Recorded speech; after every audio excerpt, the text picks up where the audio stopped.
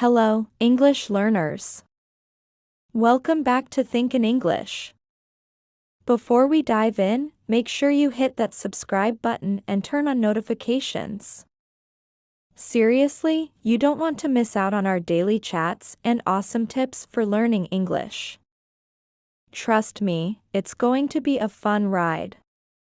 Today, we're about to witness a pretty relatable situation between our friends Mia and Sarah. So, picture this, Mia accidentally left her phone at home, and oh boy, let's see how that unfolds.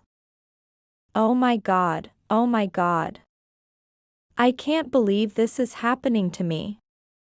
Hey, Mia, what's up? You look super stressed out. Sarah, you won't believe it. I left my phone at home. It feels like I'm missing a limb or something. What if someone important tries to call me? What if there's an emergency? Whoa, take a deep breath, okay? You know what? This could actually be a blessing in disguise. A blessing? Seriously? How can being cut off from the world be a good thing? Think about it. When was the last time you actually looked around while walking to work? Or had a real conversation without checking your phone every 2 minutes? Well, I guess it's been a hot minute. Exactly. This is your golden opportunity to experience life without those digital distractions. You might notice things you've never seen before. Like, have you ever really looked at the trees or that little coffee shop you pass by every day? But what about my work emails? My messages? Relax. The world won't implode if you don't respond right away. Plus, you're at the office, right? You can always hop on your computer for anything urgent. I suppose you're right. But I feel so exposed without it. Challenge yourself. Try to enjoy this phone-free day. Maybe strike up a conversation with that nice barista you always avoid eye contact with because you're too busy scrolling. You might actually make a new friend. Okay. But what about lunch? I usually just scroll through social media to pass the time. Perfect. Let's have lunch together and actually chat. You know, like how people used to do before smartphones took over our lives. That sounds nice.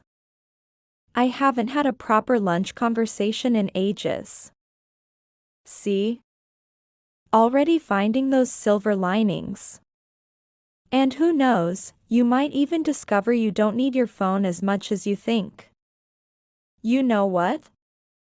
I'm starting to feel a bit better about this. Maybe I can use this time to practice being more present. That's the spirit. And when you finally get your phone back, you might just have a fresh perspective on how much you use it. Thanks, Sarah. You really helped me see this in a different light. I might even make this a regular thing, like a weekly phone-free day. Now that's what I call turning a crisis into an opportunity. Imagine how much more you could enjoy life, you know? Right?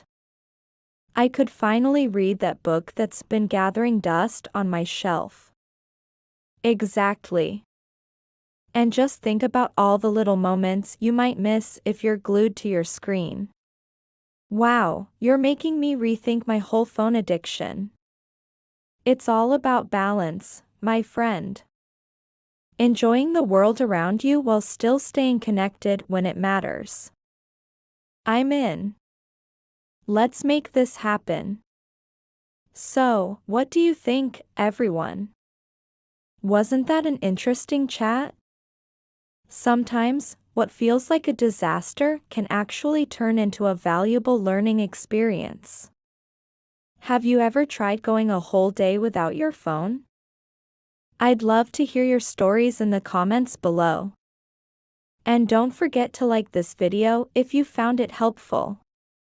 Subscribe to our channel for more daily English conversations and tips. We'll catch you in the next video. Remember, learning English is a journey, and we're right here to help you every step of the way. Now, let's dig a little deeper into this phone-free experience.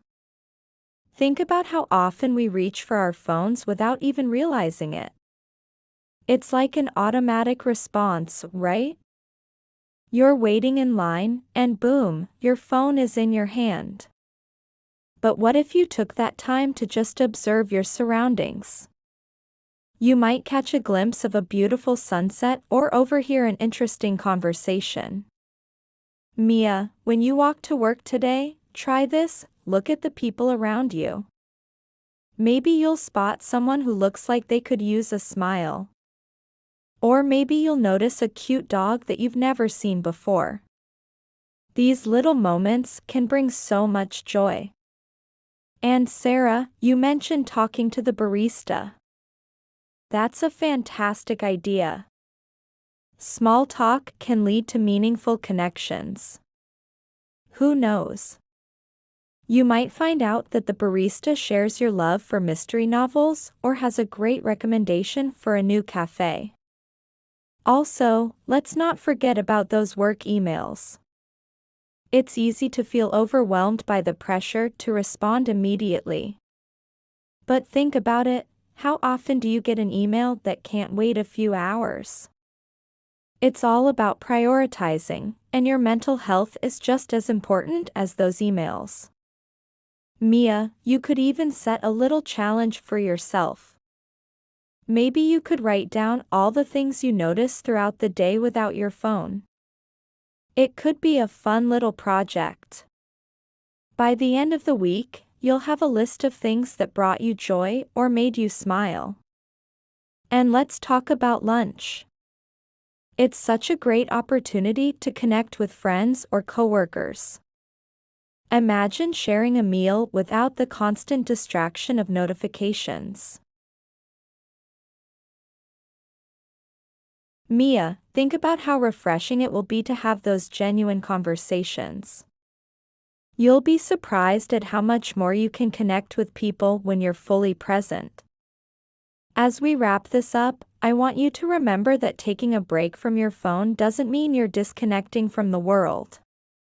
In fact, it's the opposite. You're opening yourself up to new experiences and connections. So, are you ready to take that leap? Let's embrace the phone-free life together. And hey, don't forget to share your experiences with us.